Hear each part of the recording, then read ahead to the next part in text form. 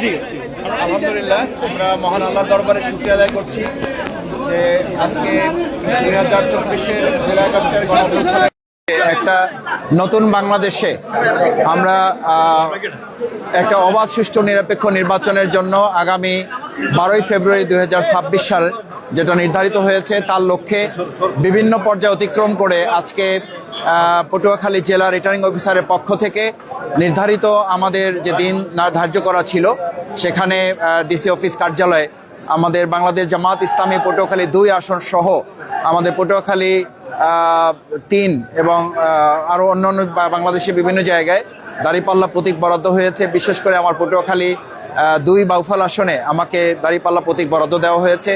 আমি আল্লাহ শুকর আদায় করছি এবং দেশবাসীর প্রতি কৃতজ্ঞতা, আমার বাউফলবাসীর প্রতি আমি কৃতজ্ঞতা জানাচ্ছি যে আপনারা জানেন 2024-এর জুলাই আগস্টের গণঅভ্যুত্থানে আমাদের শিক্ষার্থী তরুণ প্রজন্ম সহ জনতার একটা স্লোগান ছিল উই ওয়ান্ট জাস্টিস। আমি আশা করি দাঁড়িপাল্লা প্রতীক হচ্ছে ন্যায় এবং ইনসাফের প্রতীক। এই উই ওয়ান্ট জাস্টিসের যে স্লোগান উঠেছিল সেই স্লোগান বাস্তবায়নের জন্য আমাদের দেশবাসী সহ আমাদের প্রিয় সম্মানিত বাউফলবাসী বৈষম্যমুক্ত ন্যায় এবং ইনসাফের একটা বাউফল বাংলাদেশ গড়ার জন্য তারা দাঁড়িপাল্লায় ভোট দিয়ে এদেশের জনগণের সরকার প্রতিষ্ঠিত করার জন্য অধিকার আদায়ের জন্য তারা তাদের সমর্থন ব্যক্ত করবে। বিশেষ করে আমার প্রিয় বাউফল আমাদের পটুয়াখালী আরও যে আসনে দাঁড়িপাল্লা প্রতীক বরাদ্দ হয়েছে সেখানে তারা ব্যাপকভাবে ভোট দিয়ে আমাদেরকে বিজয় করবে ইনশাআল্লাহ।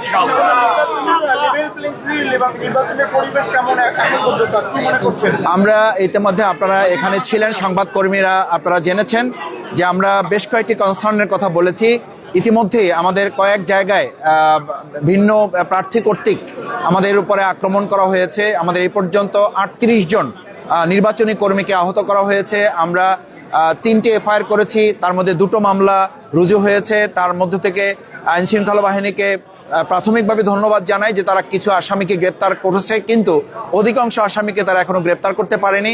বিশেষ করে আমাদের বাউফলের চন্দ্রদ্বীপ সহ কয়েকটি এলাকায় ভয়ভীতি প্রদর্শন করা হচ্ছে এবং কোনো প্রার্থীর পক্ষ থেকে দেখে নেওয়া হবে, তার কর্মীদেরকে বের হতে দেওয়া হবে না, তারপরে ভোট কেন্দ্রে তাদেরকে যেতে দেওয়া হবে না, নারী ভোটারদের উপস্থিতি আমরা করতে দেব না।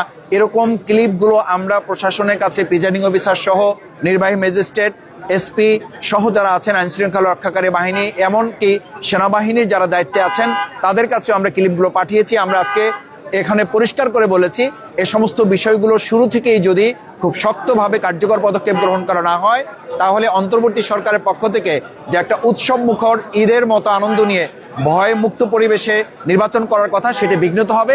সে ব্যাপারে প্রশাসন আমাদেরকে আশ্বস্ত করেছে যে ব্যাপারে ভবিষ্যতে তারা আর্য কার্যকর পদক্ষেপ গ্রহণ করবে। অনেক ধন্যবাদ সবাইকে।